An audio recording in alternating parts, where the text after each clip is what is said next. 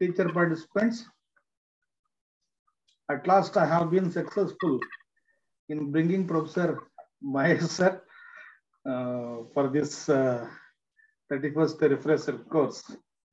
I was very much interested in bringing Mahesh sir only because he is the man of combining economics with business activities. So whenever we do conduct some courses like economics, we prefer Mahesh sir for economic theories. So though he is the expert in accounting and finance and marketing, we always invite Professor Mahesh sir for economic theories. So he is very good in economic theories and how to use economic theories for the business sustainability. That is the most popular talk of Mahesh sir. And I wanted that Mahesh sir has to deliver that talk to our teacher participants. That's why I was about to him. This is the third attempt and I have been successful. You're supposed to have Professor in the second day of the refresher course. So somehow, due to some reasons, it was not possible. And today we have Professor Mahesh sir with us. Dear friends, Dr. Mahesh sir has having more than 28 years of teaching experience, both in UG colleges and in PG. Currently, Dr. Mahesh sir is the professor of business administration in the Department of Business Administration, BIMS, Bahadur Institute of Management Studies, and is also heading the Chamarajanagar PG Center, which has been announced as the new university. Professor Mahesh sir is the chairperson, is the director for Chamarajanagar Dr. Babasaheb Ambedkar University right now. Professor has joined our university in 2007 as a reader and then become professor in 2010 and is having more than 12 years of served as professor in the university, more than 12 years. And professor is known for his academic careers as well as both teaching and teaching and research activities. Professor has organized 3 conferences. One is on National Workshop on Multidisciplinary Research. It was during 2017, and then National Conference on Digital Revolution and Management. It was in 2018. And in 2019, Professor also organized an international conference on New Horizons of Industrial Revolutions, that is 4.0. And he also organized faculty lecture series, organized a special lecture series to MBA and research students on behavioral economics and decision making, delivered by Maurice Altman, Dean and Head, Newcastle Business School, University of Castle, Australia, in 2019, and is having a membership for the academic bodies. More than 15 membership is having. As a chairperson, BOEs BBA chairperson, BOEs in PG diploma in e-commerce, coordinator, subcommittee, centralized administration, member committee to implement Chief Minister's Kaushalya Karnataka Yojana, and he was member for college governing councils, a member academic councils, member academic council government women's college, a member local inspection committees, and member BOE, BOS, a member faculty of commerce, BOS, BOE, and business administration. So many more. So he is having more than 15 academic membership in different for different activities and different bodies. And the professor has successfully conducted 3 refresher courses. He was coordinator for the 3 refresher course, and the theme of those courses were innovative solutions for business challenges, revisiting commerce education in the new normal, sustainable solutions for new business challenges. So like that. The professor also delivered special lectures in many institutions and academic bodies. particularly in Higher Education Academy, Dharwad, UGC-HRDC, Kannur University, UGC-HRDC, Mysore University, Bangalore, Dharwad. So many, to name, there are many things. So apart from all these things, he is a very good friend of mine, and I wanted him to particularly deliver the talk for our economic student or economic teachers, so that how we can link our economic theories to business activities. That's very, very important. So here we have both the two dimensions. One is the theoretical understanding of our economic theories, and then how could we use these theories for our business activities, and how can we sustain the business activities. That's very, very important. So having that in mind, I requested sir, due to some administrative issues, because he is right now, I have forgotten to tell you, he is also the director for the ICTC, Information Communication Center head. He is heading. So he is a multi-dimensional personality, having a lot of responsibility, and bringing him, it was a challenge for me. And somehow today I could have been able to bring him for these sessions. Professor Mahesh sir will take two sessions, first and the second sessions. In these two sessions, sir will talk about the economic theories and business sustainability. With these few words about this, sir, I am so happy, glad to invite and welcome Professor Mahesh or Rajagopal, Mahesh Rajagopal to this 31st refresher course. Hello. On behalf of our HRDC, on behalf of our dear teacher participants, and my own behalf, sir, I heartily welcome you, sir, for these sessions. Welcome you, sir, and over to you, sir. Thank you very much for a very, very elaborate introduction, because it is putting a lot of pressure on me. One thing is for sure, whenever there is an academic assignment like this, I'll be the last person to deny it. I'll always take up these kinds of assignments on a priority basis. In spite of all my other responsibilities, other roles that Professor Prem Kumar was talking about, I was actually caught by this throat infection in the last 3-4 days. And that was the reason I was not able to make it. Otherwise, I would have been definitely there on last Thursday or Friday itself. Thank God that today I've been able to somehow recover. Around nearly 90% of my voice is back, and I'm also back with you now. Well, talking to academicians of this diversity, I am told that people from 6 different states are present here. Yes, and to talk to young and upcoming teachers who have come here as a part of their career advancement. Prerogative. You all come here, and to talk to a domain we call it as economics, which is the mother of all social sciences.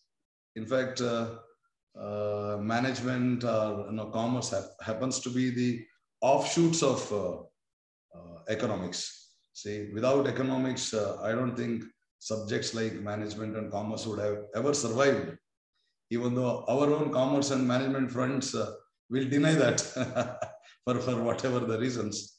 But as we all know, there is a deep connection, very, very intense connection between economics on the one hand and management on the other.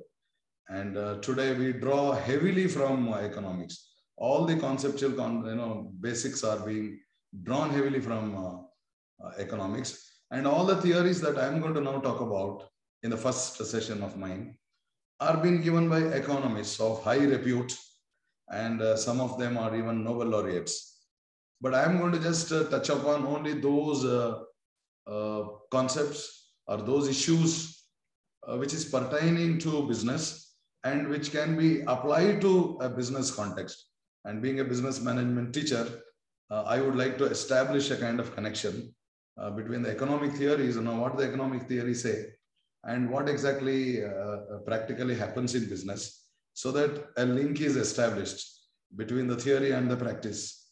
And also there is another objective of mine where we are talking about these days are, especially in Karnataka, that the new national education policy is being implemented at the undergraduate level.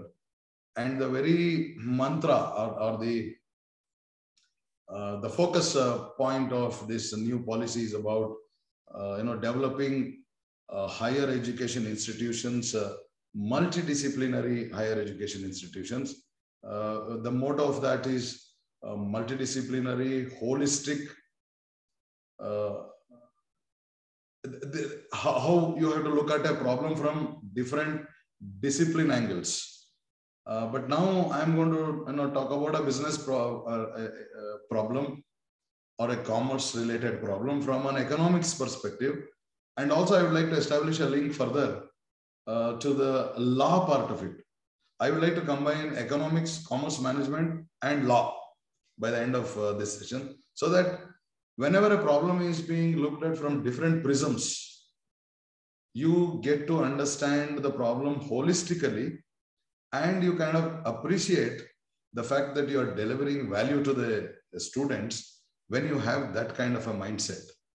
I mean, you have to get inputs from different connected social science disciplines and try to kind of give a holistic view of a problem so that there is a value delivery inside the classroom. And I know that these kinds of refresher courses I have attended 4 of them in my career. And I know how difficult it is to sit across. And we were sitting in a physical form. At least now you have the luxury of being online and at the comforts of your places. And still, whenever this kind of an interaction goes on, one thing I'm sure with the teachers will always sit in the judgment seat. They always try to kind of look at whether whatever this resource person is saying is correct or not, and trying to judge. Most of them, teachers are very difficult to satisfy, I know that. But at the same time, I'm here not as a resource person. Let me make it very clear to you. I'm here as a co-teacher. I'm a colleague of yours.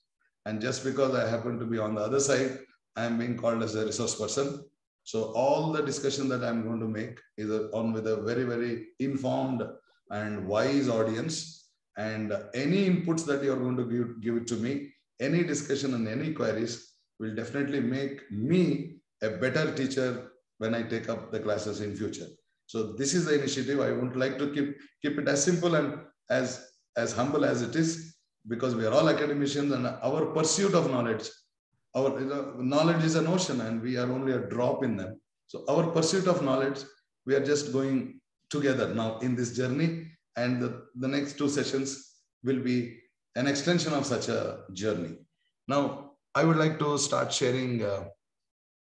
One of you just tell me whether you are able to see this. Okay, 1 second. Share.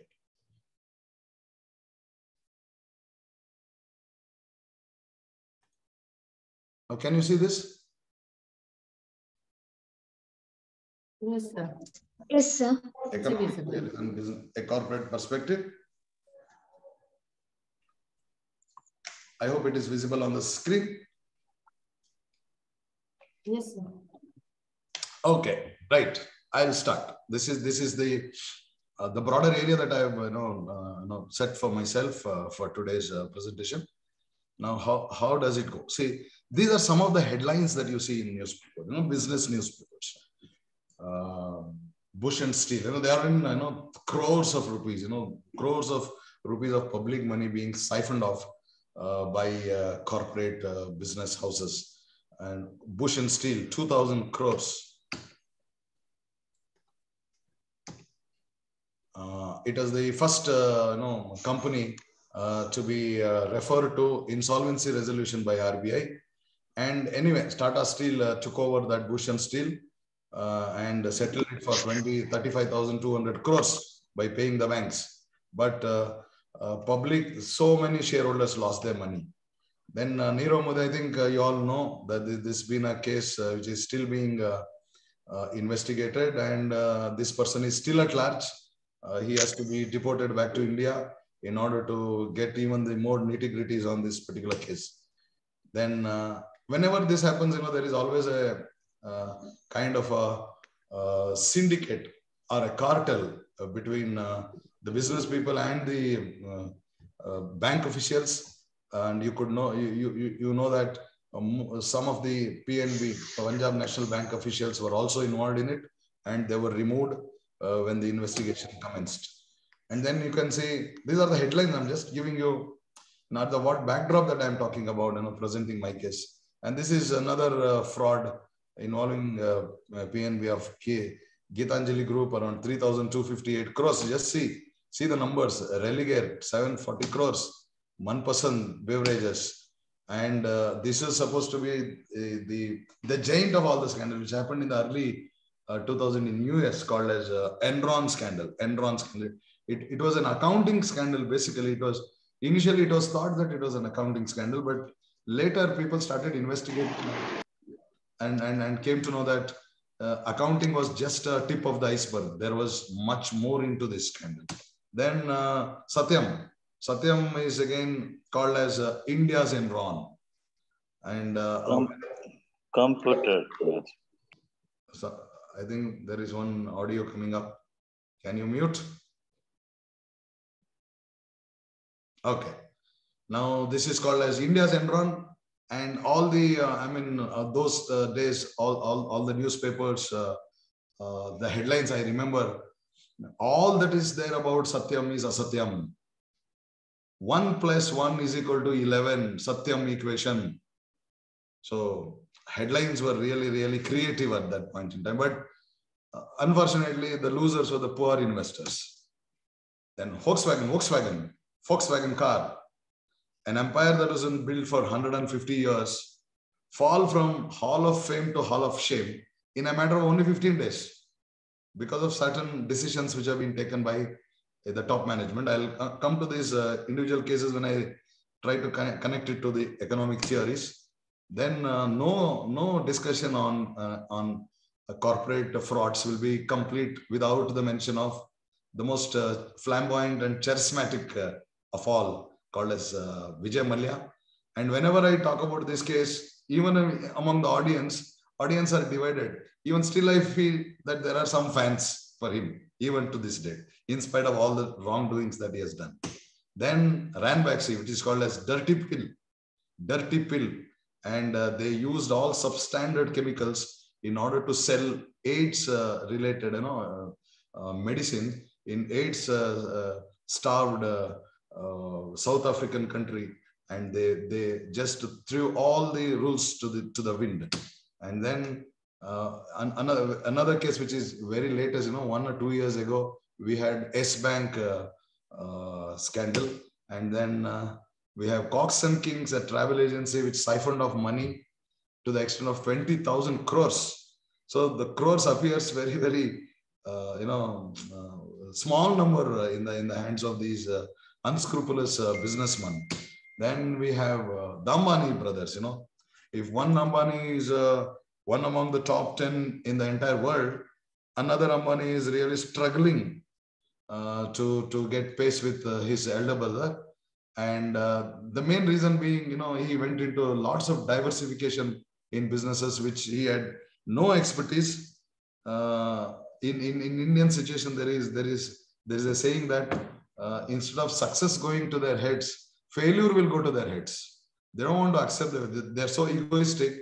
If they fail in one business, they'll not accept it.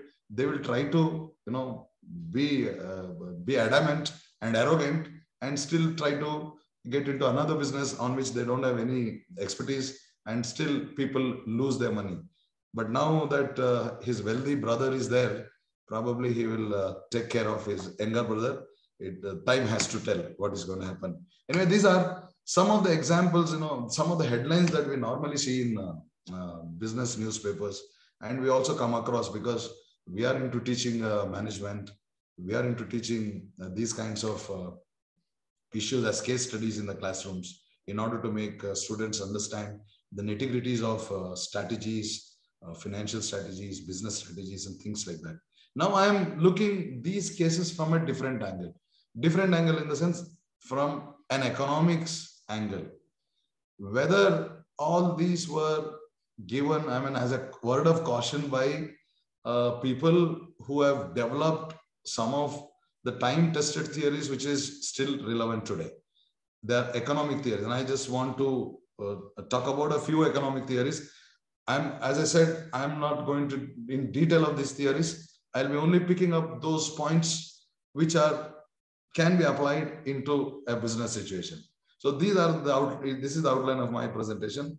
We'll just see the premise. I'll go to the premise and then a few of the economic theories, and then we'll see the corporate evidences, and then going further, we shall also see what the law is doing. Whether the emerging architecture in India, judicial trends in India are really positive, or can we say that it is still a long way to go before our lawmakers, tie the noose around these kinds of fraudsters in the years to come. Let us see. Let us see. Now, this is a premise. Moral hazard is on the rise. And I'm picking up these words from economic theories only. I'll come to those economic theories later. Moral hazard is on the rise. Lemons are all over the place. Again, a word lemons is being brought in by one of the economic theories. I'll come to that. Dysfunctional behavior. Say, this is again a word which is being used by a Nobel laureate by name Oliver Hart.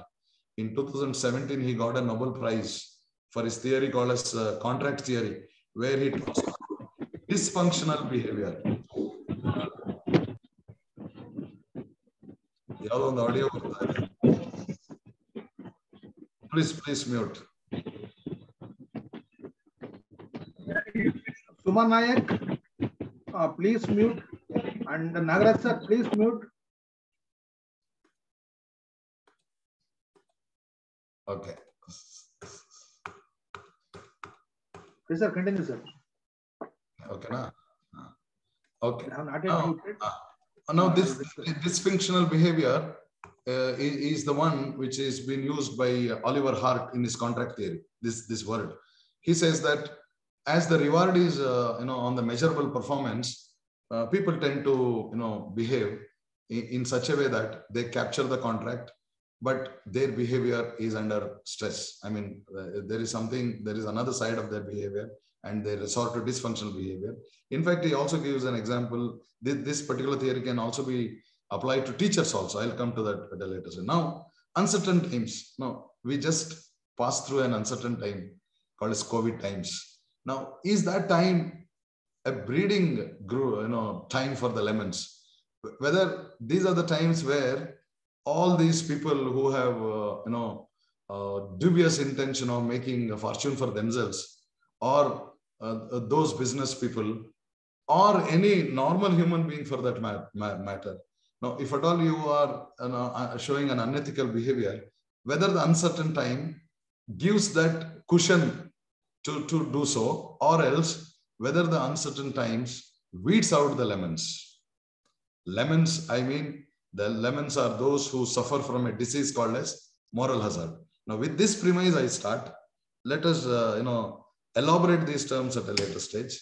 Now, this is an apprehension given by Adam Smith in 1776.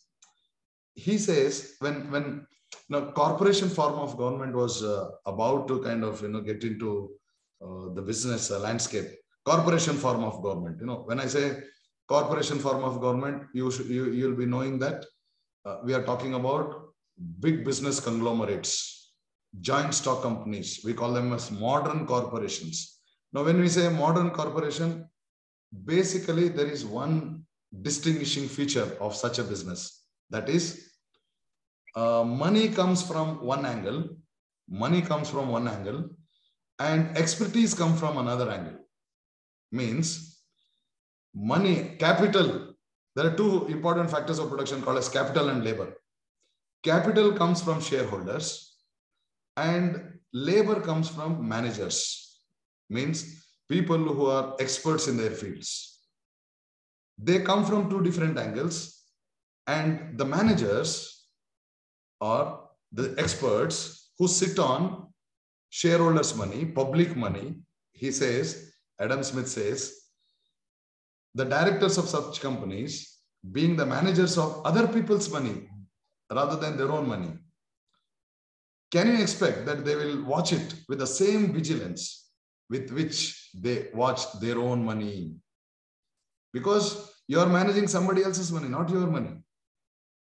Therefore, negligence and profusion must always prevail more or less in the management of the affairs of such a company.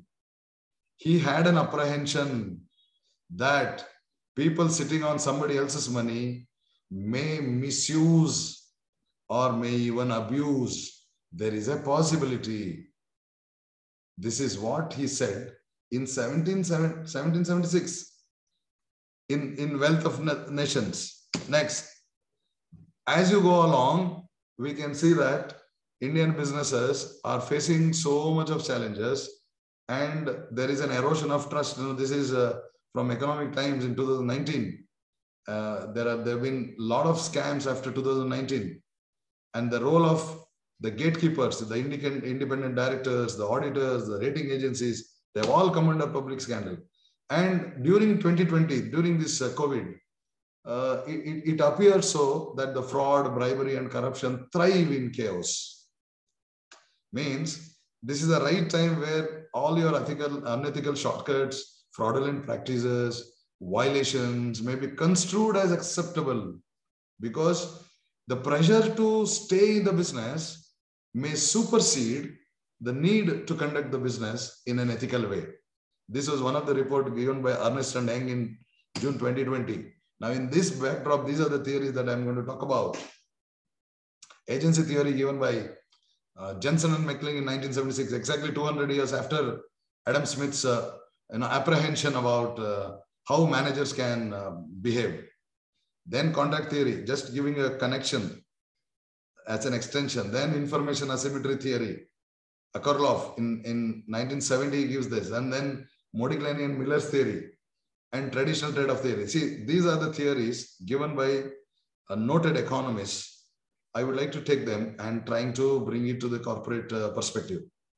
Now let me go. What is agency theory? Now, agency theory talks about there are two factors of production.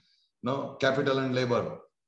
And in a corporation, both of them are brought together from different angles and they're clubbed, unless in case of a sole proprietorship or a partnership where the owners and the managers happen to be the same.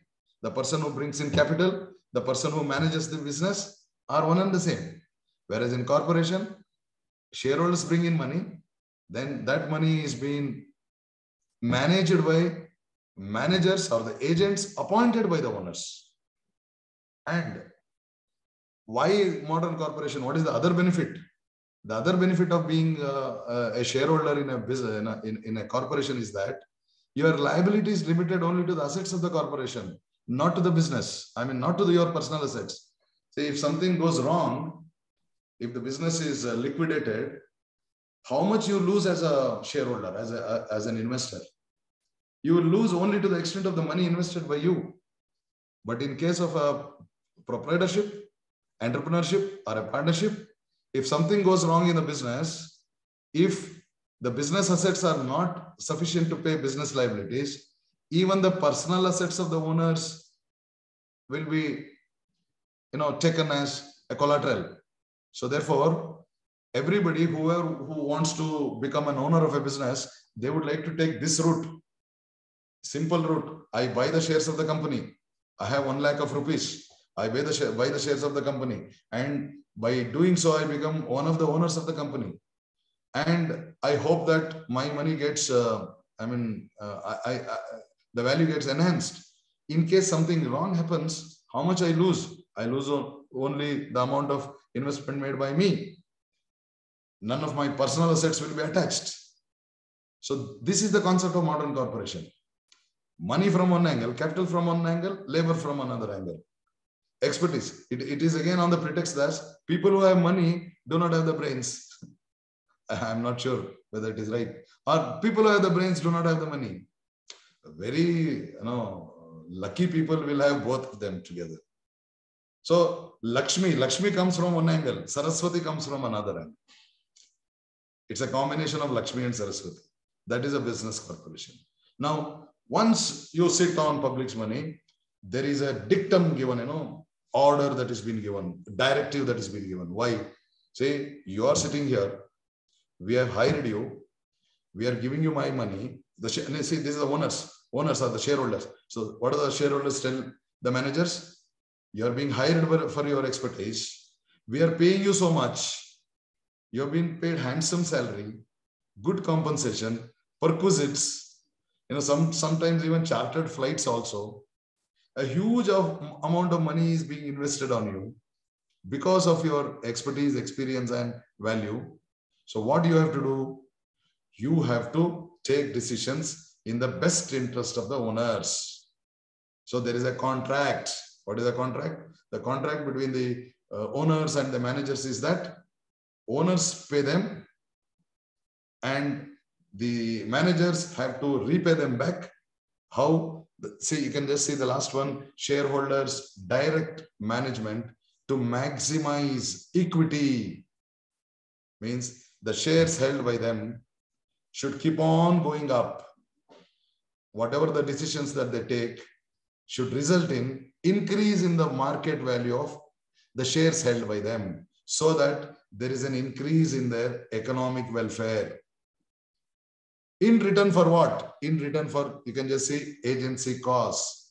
Now, what are agency costs? The cost involved or the costs incurred by the shareholders with respect to the salary, the compensation, the perquisites of the managers. It's a huge cost. You can just Google how much is the top 10 CEO salaries in India. Then you'll find out sometimes it runs to crores. So why is so much of money being invested? I mean, given to them in order to harmonize, please get this, in order to harmonize the interests of the managers align with the interest of the owners.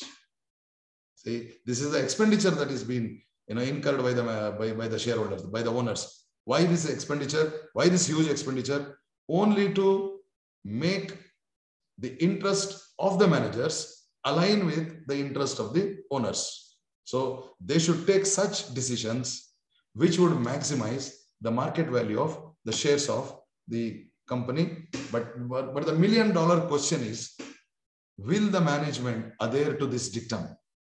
So this is agency theory that I'm talking about, McLean.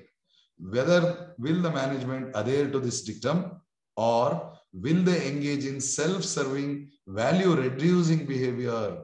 See, this is the $1 million question.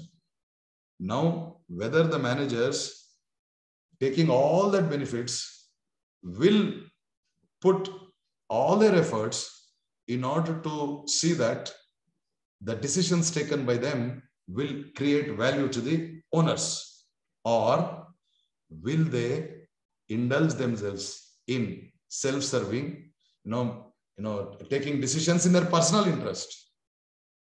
Such self-serving behavior is obviously costly to the shareholders, and these costs are referred as agency cost of managerial discretion. Just see, it's an expression. Agency cost of managerial discretion means agents or the managers take such decisions in their personal interest, not in the interest of the owners, and thereby it proves costly to the business. Means sometimes in all the cases that I just initiated in the initial slides, the business collapses. Say I gave this as a assignment to my own students in our department. It's not theoretical; it can be quantified. I'll just give an example. I gave them the case study of Volkswagen scandal. I told them, you please calculate this cost of managerial discretion, because the business lost lots of money in a matter of 15 days. You know what? How did they do? Our students, they said, sir, because of this scandal, 1.1 million cars were recalled. Okay, what is the cost of that car? Because it violated all the environmental norms, it has to pay heavy fine to the environmental agency in US. This is the fine, so many dollars. Then the value of the shares fell down from 95 billions to 60 billions in a matter of 15 days. In a matter of, say, 35 billions. 1 billion is equal to 100 crores. And $1 is equal to, say, 80 rupees now. You just imagine. Huge money is being lost. Yes, that is also added. And then the loss of trust. See, how do you come back? So that is a question mark. They said X. Then they totaled it up and said, sir, this is the agency cost of management. So it is huge. Because of the board of directors are one person's decision, a decision which is malified, a decision which has a dubious intention, has really cost the company which has built its empire over 150 years. In 15 days, it fell from Hall of Fame to Hall of Shame. So therefore, this is a very, very important thing that is being given in agency theory. And agency theory says there must be a trade-off between, one is the benefit. Say there is a benefit. What is the benefit? Benefit of separation of ownership and management. Benefit is that money comes from one place, expertise comes from another place. It's good for business. It's really good. And at the same time, there is a possibility of agency cost of managerial discretion. So you have to become balanced, very careful about this. And the empirical evidences show that the public firms benefits exceed the costs. Say whatever the cases that we study are very less in number. In mostly the businesses which are doing good sustainable business are the ones which are on this side, because benefits of separation is more than the cost of managerial discretion. I hope I'm going on the lines which I want this agency theory to be put into. Now, in the context of this entire discussion, this particular slide assumes importance. Now, what are the examples of managerial self-serving actions? Excessive consumption of perquisites. Let's see. So you are a board of directors. You are a board of directors, and you are the CEO. You are the MD. It happened in Infosys very, very clearly. Let me tell you, Vishal Sikka, who was the first non-Infosian to become the CEO of Infosys. The moment he took over, within a matter of just 1 year, his salary rose by 960%, because he is the person who is, designing the executive compensation package. So they themselves award more perquisites, more compensation, because it's a self-serving action. Then manipulating earnings and dividends. Now you have, in case of Satyam, the cash flows that were generated were only 3%, but they manipulated their earnings in such a way that on all the accounting records, it was showing 24%. They manipulated. They overvalued their assets and undervalued their liabilities. They did it. And they did it in consultation with their auditors. Auditors were also part of this whole syndicate. The lemon syndicate, I would call them as. Then maximizing the size of the firm rather than its value. Now, this is the case of Vijay Mallya and Anil Ambani, where you try to build your empire through acquisitions-based strategy, where you get into any business. In case of Mallya, he was doing exceedingly well in all the businesses that he was doing earlier. He was called as man with the Midas touch. Everything that he touched turned into gold. But unfortunately, he thought, I've touched everything on the land, I would like to touch the sky. Unfortunately, it boomeranged. Now, when you go for empire building, even if it is a failure, then they start putting more money. They don't want to accept because they are egoistic businessmen. But they are sitting on public money. They don't understand that. They are sitting on the public money, which is the hard-earned money invested by the public. But they took decisions according to their whims and fancies. and the shareholders had to pay a very heavy price for that. Then siphoning off of corporate assets. We have seen it in almost all the scandals. How the cash flows which are generated in a business is now being channelized to their own businesses. It has happened in Satyam. It has happened in Enron. They siphoned off the cash flows from the direct, the focal firm, and they created their own shell firms. Those shell firms are being owned by their relatives, their friends, their families. And then you can just see excessive diversification. Diversification. See the spelling. It is being done by one of my research students. So diversification. Why did it worsen? See, there is a theory. There is a theory called as capital structure, wherein Modigland and Miller very clearly says, whenever you go for an unrelated diversification, means whenever you go for a diversification on which you do not have any control over, which you do not have any, expertise, because you're getting into that business for the first time, you fund it through equity, fund it through shareholders' money, owners' money. Don't use loan funds. Don't use debt. There is a very clear indication in that particular theory. But unfortunately, these people violated that theory, and now you can just see what is their position. Now, whenever this happens, packing the boat, just see. It cannot be done by one person. Let me tell you. Everybody will be a beneficiary of such. So whenever it goes wrong, it does not go wrong with one person. Entire board of directors are a party to that. And that is the reason we call it the entire board is packed with lemons. Okay. Now, in continuation of that agency theory, a contract theory, as I said, it's the latest theory, 2017 theory, Oliver Hart, a Nobel Prize winning award theory. He says contracts have to be designed to align the interest as much as possible.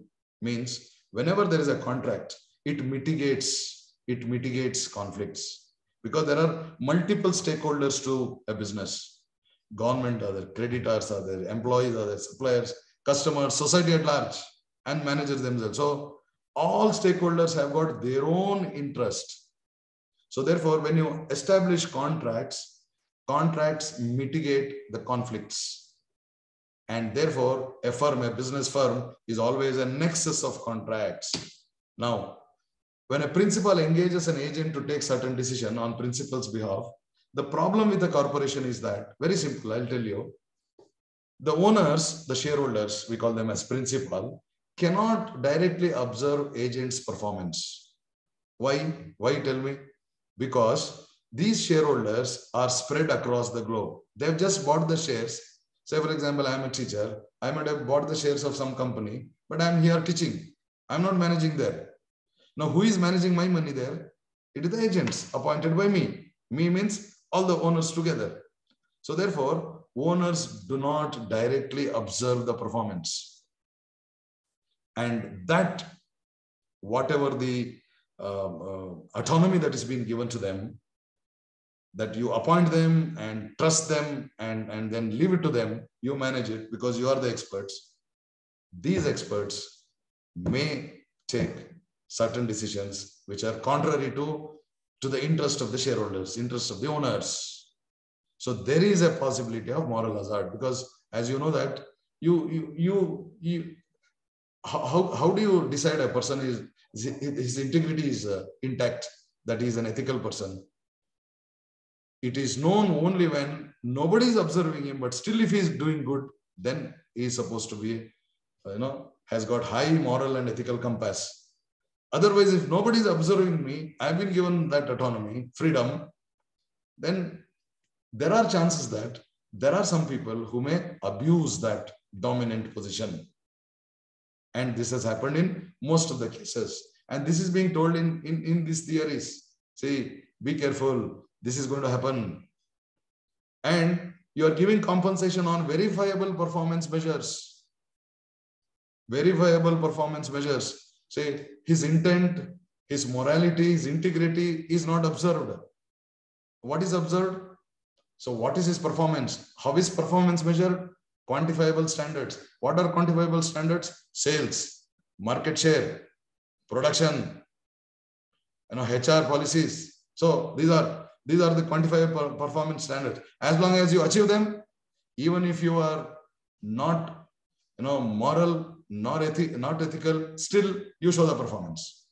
In fact, he calls it as dysfunctional behavior, because you're trying to reward only measurable activities. He has given this as an example to teachers also. Let me tell you. He very clearly says, maybe he does not know about our API and other points, I believe. So what is a teacher's job? A teacher's job is to create value inside the classroom and also do research, right? I've seen in my lifetime many teachers who have never taught, but their CVs are building up. I've gone into many interviews where young teachers come with lots of publications, lot of API points. And I say 150 or 300 points is enough to become a professor. But some of the teachers have 3,000 points. Sky is the limit for them. And when they come and we ask them, can you demonstrate, can you speak on a topic for 10 minutes? They can't stand and deliver. But their points are there. This is called as dysfunctional behavior. Dysfunctional behavior, where you are putting all your efforts into those things which are going to give you reward, not on your main job. So therefore, he says, even if you do contracts, it's all incomplete. Finally, it boils down to the personal morality of the person, the personal energy and creativity of the person. You can devise contracts, no doubt about that. Even contracts can be captured. Contracts can be captured. And you can get paid for luck. Even though you're suffering from moral hazard, there is a possibility that you get paid. Now, we have come across, you might have come across, you're all teachers. You might have come across many people. Some of you may be really delivering, very, very conscious about your role as a teacher, and you're really delivering value to the students. But unfortunately, you can see some other colleague of yours who is not as diligent as you are, but still they are moving up in the ladder because they have got those all the requirements on paper. You understand? This he calls as dysfunctional behavior. This is a word which I've been using it in many occasions, because these are all Nobel Prize award winning theories. It has got universal application. You can apply it to your personal life also. How many times we have into dysfunctional behavior? Then comes this information asymmetry. Again, a very important theory. I would say this is something which plagues each one of us in many circumstances in our life. I'm just taking it up only for. Let me explain this. Let me not go to those slides explanation. I'll put it like a story. See, he gives an example of you just listen to me now, a second-hand car market, second-hand car market. You would have gone to any place where all the sizes and all the models and all the types are being under one roof, You go there, you'll get Maruti, you'll get all the brands you'll get under one roof. Okay. Now, you do not know the quality of the cars. The quality of the cars range from excellent cars to lemons. Excellent cars are those which have been, properly serviced, which has been maintained properly, and everything is there. It's a second-hand car, but it's a qualitative car. What is a lemon? Lemon is one which you do not know what has happened with that, how many accidents that it might have had, or whether the servicing is being done on regular basis, or whether it is being used properly. All those things we do not know.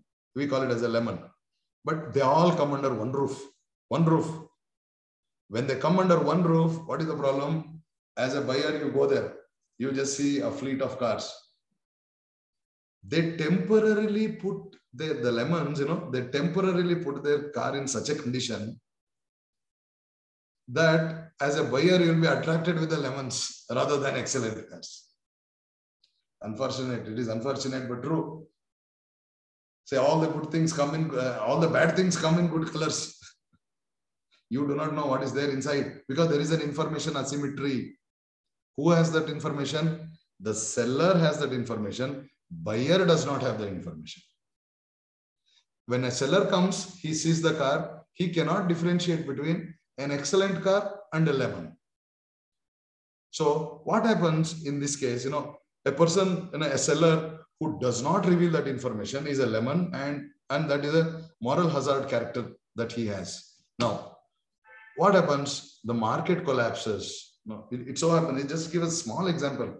Like market will fix the same price for all the cars, irrespective of the fact that whether they're excellent cars or lemons, because lemons have been able to temporarily mimic a good car, at least at that point in time.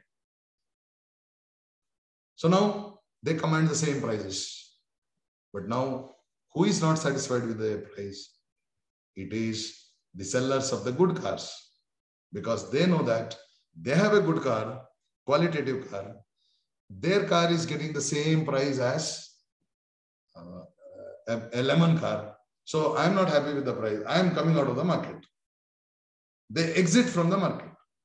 But now, by doing so, see, this is the crux here. When they exit, they withdraw from the market, they are giving a credible signal. This is also called as signaling theory.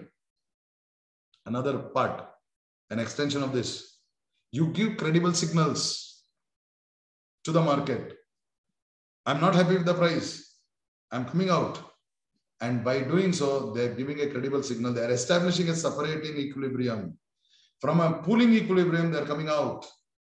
They're saying that, yes, I am different because my quality is different. I want to come out. I'm not happy with the price. And this will happen until only lemons remain in the market. Only lemons remain in the market, and people will come to know that they are lemons, and the market collapses.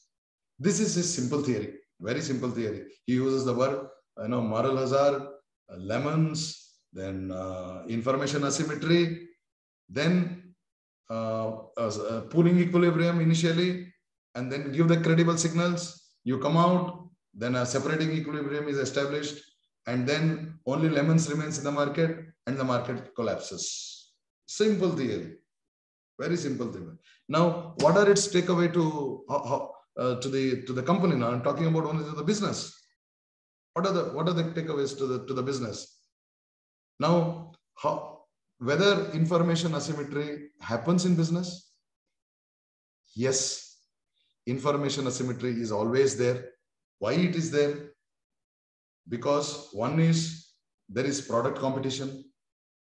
We are in business, not in charity, and it is a cutthroat business that we see around. So therefore, we cannot divulge all the details to all the market participants because they are all strategic informations. Because your competitors are also there. You cannot say everything, and at the same time, there is a separation of ownership and management. Who has got access to information? Managers have an access to information. But the shareholders do not have, the shareholders do not have the information.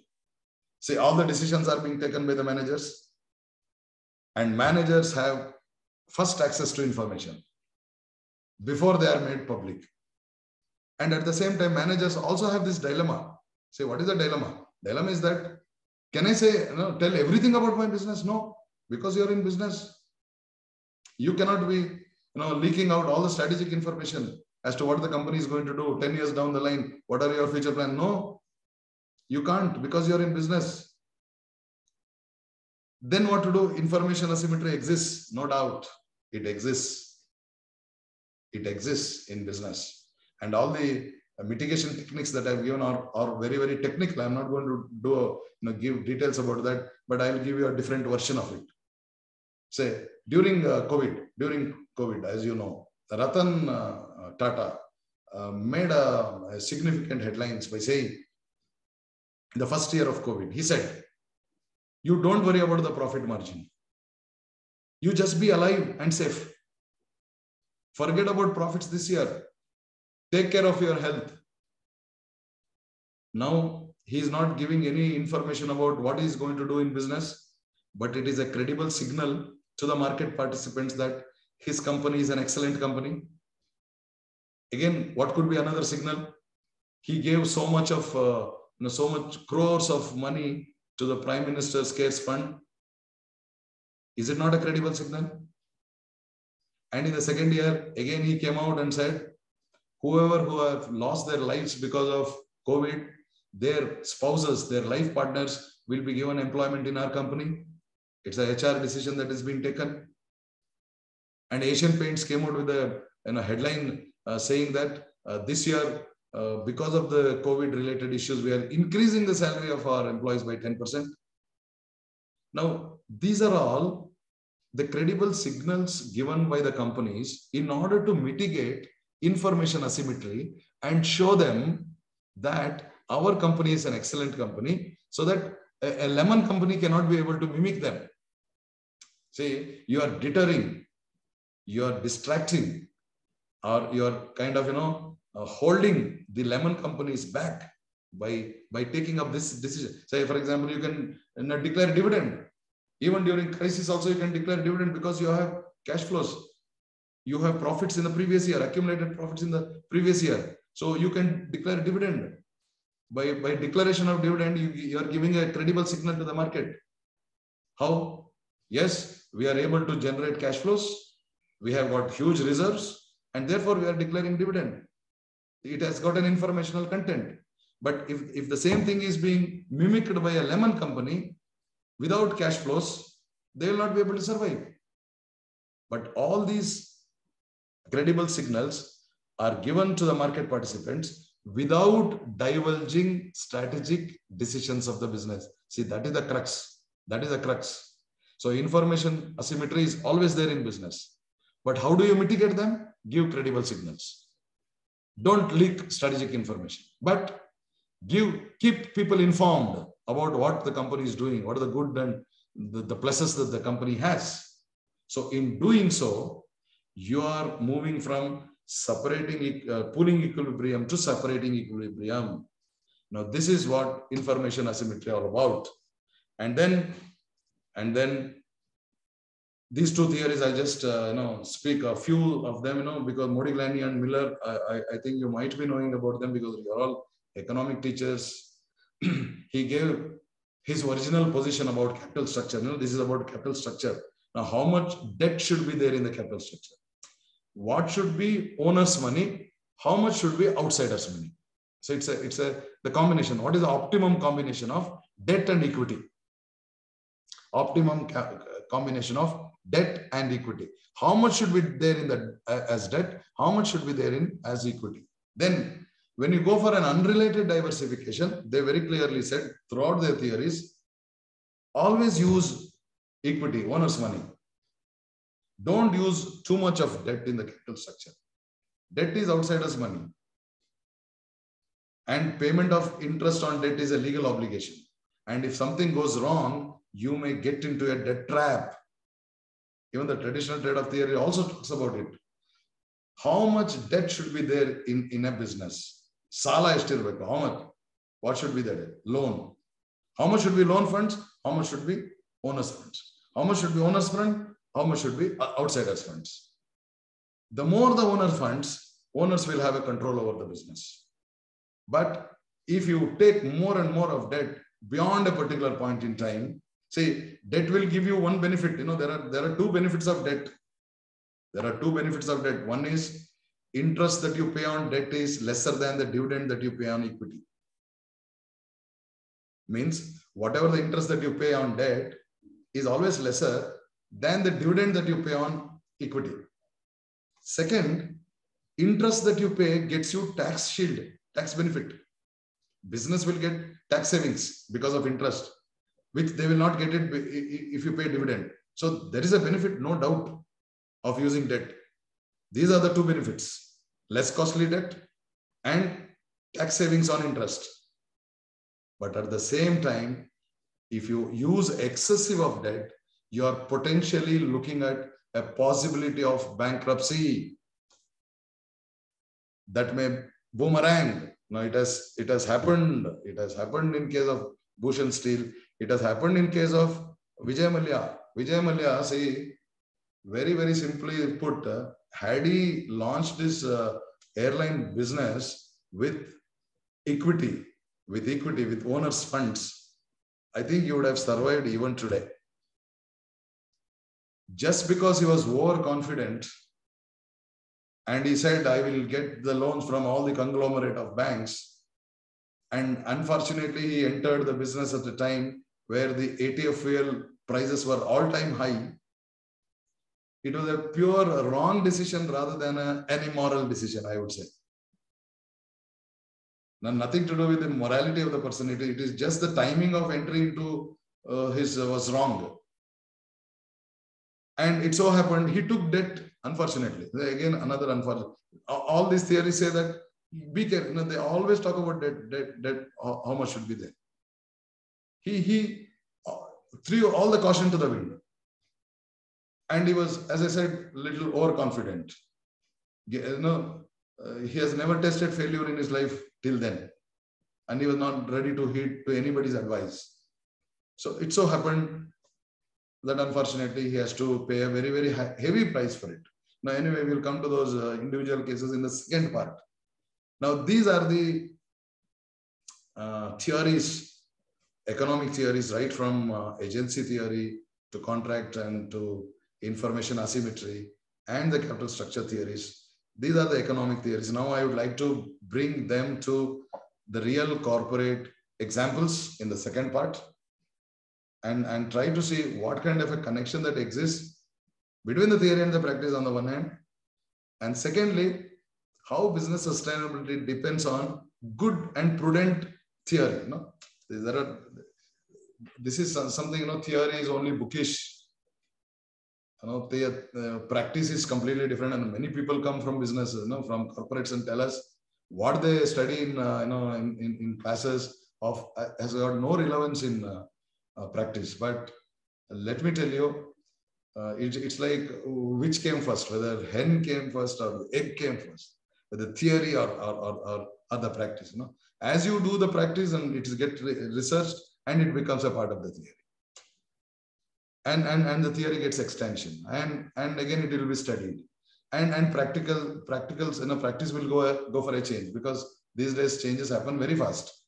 And therefore, research has to be done very fast. When you look at the problem, as I said, from different angles, multidisciplinary, holistic, futuristic, when you look at a problem from different angles, then you'll say, when this accounting scandal, this which is that Enron and Satyam erupted, everybody said that it's an accounting scandal. Enron, very particularly Enron, when it happened in early 2000. Everybody said they manipulated the accounting data, they overpriced their assets, undervalued their liabilities. They showed profits even when it was not there. So it was an accounting scandal. But I read one working paper of the World Bank where they very clearly said, no, it's not at all connected to accounting, it's not at all connected to commerce, not at all connected to management. It is connected to economics.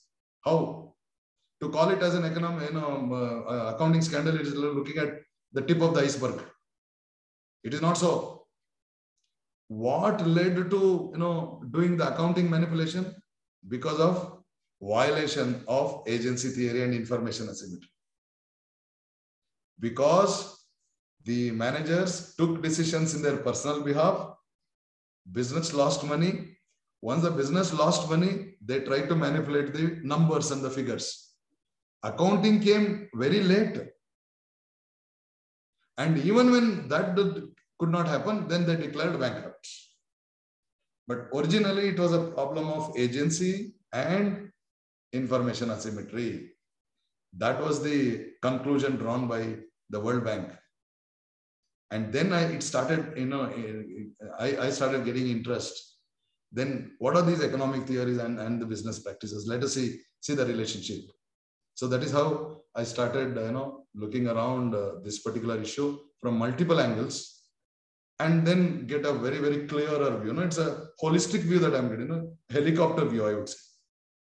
Then going down to a particular case, yes, the micros are there, but at the very macro level, it's very clear violation of all the theories so far that I discussed by noted economic professors, and some of them are Nobel laureates. Even M. Modigliani and Miller also got Nobel Prize. So time-tested economic theories were being grossly violated by business people in real practice. And that is the reason they have to pay a very, unfortunately, the price that a common man pays has been really the disgusting part of it. The disgusting part of it is that public lost money. These people, went away, still Malia and Modi, Nirav Modi are still outside. They have to be deported back. They are having the same lifestyle as they used to have before. But how about the poor investors? With the hard-earned money that they have invested on the shares and they lost their money. So how to arrest them? We shall come to this in the second part. I think I'm through with the 1 hour of my presentation. Now I would like to listen to you. I would like to listen to you for next 10 or 15 minutes of time that I have in the first session. Then I'll come back for the second session. Over to you, participants.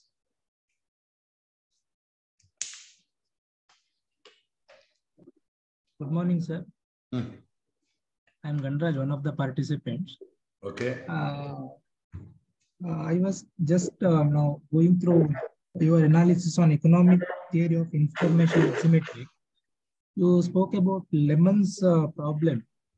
I want to know, there were some companies in our country, belong to foreign countries, established in foreign countries, closed here. Take for example, Ford is one company in the automobile sector, which is popular in other countries, but closed down here. Whether it is due to Lemon's problem here or whether Lemon's problem is universal or relative, sir. Sorry, Lemon problem. See, one is just because just because Ford is in business does not mean that the market should appreciate. Just because your Tatas or Birlas doesn't necessarily mean that the market also has a similar kind of a mechanism and you'll be accepted. We have not seen anything immoral or a Lemon kind of an activity in among Ford in India. Maybe it was a wrong business model to be implemented in Indian market, because Indian market has got a different composition altogether and it's a very diversified market compared to any country in the world. Maybe they have not been able to capture the nitty-gritties of our diversity and their market segmentation and product offering might be not accepted by the Indian market, where in the other markets they have been able to be successful.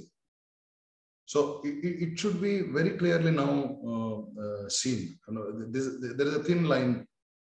One is a bad business proposition.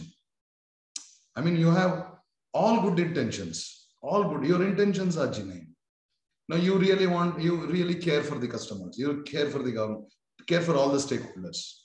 But unfortunately, your business idea as such, a proposal as such, is not accepted by them. Say, market is final, it has to be accepted by the market.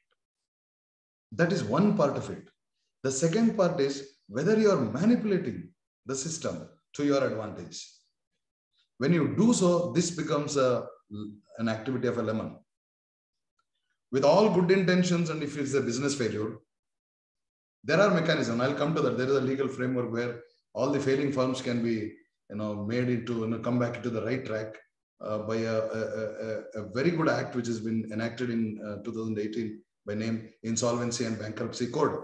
I'll talk about that in my second part, where the failing firms can be given some life. But if your intentions by nature is to, having self-serving behavior, to award more compensation for you, to take away money from the business and then start your own business out of the focal firm's business. Now, if you do that, manipulate, unnecessarily go for diversification without proper planning, and if you do that in order to kind of build your image rather than creating value to the shareholders, the owners, which should be the dictum, that is the dictum or the directive given by the shareholders to the management, then it becomes lemon. In this case, as you said, a very good question that you have asked. Maybe they did not understand the market dynamics of Indian market, and therefore they had to shut their doors. Yeah. Otherwise, in all other markets, if they are certain, I don't know the details of that particular company, but going by the information given by you, they in that market they've been able to be successful. But there is no moral hazard or a dysfunctional behavior as such. These are the words that I've been talking about. I think this part they're okay. We have not seen anything concrete on that. Thank you, sir. Because the customers of Ford are worried now. Yes. Because they are hurry-burry in selling the yes, already owned Ford car. See, I own a Volkswagen. I own a Volkswagen. When Volkswagen is on the midst of that scandal, I just bought the same model, same variant, and I went through a lot of mental agony. But anyway, I'll come to that case at a later stage in the second part. It's an interesting case, very good case. We'll come to that. Thank you, sir. Thank you very much. Hello, sir. Madhu. Hey, Madhu Allah. Sir, my question regarding a CSR fund. CSR fund. Yes. I think that CSR fund may be utilizing by the lemon agencies. I mean, getting more benefit than the actual societies they are receiving. What's your opinion? That might be not utilizing properly as per the Act. CSR Act. You're saying some of the companies are the agencies actually, not even companies actually. Yes, they are ready to pay, but the beneficiaries are not. I mean, the recipients are not utilizing them in the manner for which it has been designed. That's your question? Yes, sir. Yes. And some of the agencies actually, by even due to proper information, they are not able to utilizing that properly. But some agencies are utilizing that fund actually. Again, I'll come. So this is now CSR has been made legally binding on the companies very late. I mean, previously it used to be a discretionary spending. I mean, there was no legal, saying that yes, you have to say in case if you have this much of turnover, you have to spend 2% of your earnings on CSR. As a regulatory measure, as a law, it came a few years back. Before that, it was just a discretionary responsibility. It was not a mandatory responsibility. Now it is a mandatory responsibility on the part of the companies. Companies are also willing to spend. Companies are also being given different avenues where they can spend and get whatever strategic benefits that they may get. But this is still at the very initial stage now, as you said. It has also come to our notice as academicians and researchers that these agents, as you said, are not making the proper utilization of the funds that has been given to them. Now, what happens is, law gets corrected over a period of time. Whenever there is a problem, law comes in, pitches in. Say, if Harshad Mehta was not to be there, his incident were not to be there, then SEBI Act would have not been enacted. Now, had it not been for Nirav Modi and Vijay Mallya, Fugitive Offender Act would not have been enacted. Because of these people, even in the Prevention of Money Laundering Act, any act of offense that has been conducted in the company is also called as a scheduled offense. Scheduled offense. So, law will correct as and when developments take place. So, probably for your question, I would say, you're now binding only the companies to, make it compulsorily you spend on CSR. But utilization of CSR by the respective agents, for them, then again, law will, come back and try to see. So checks and balances should be there, because again, it's public money. Finally, public money is the crux of all our argument. Public money should ultimately be used to the public. It should enhance value to the public.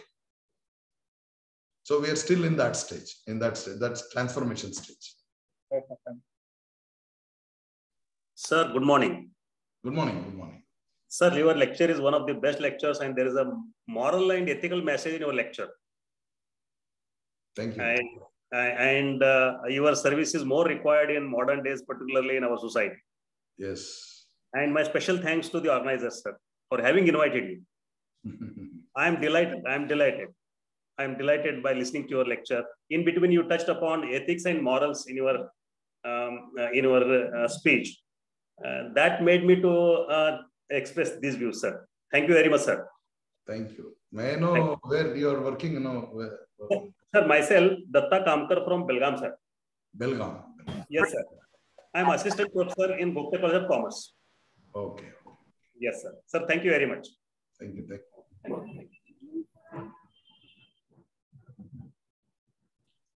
Shall we break? Anyway, we'll have towards the end of the next session, we'll have some more time to discuss.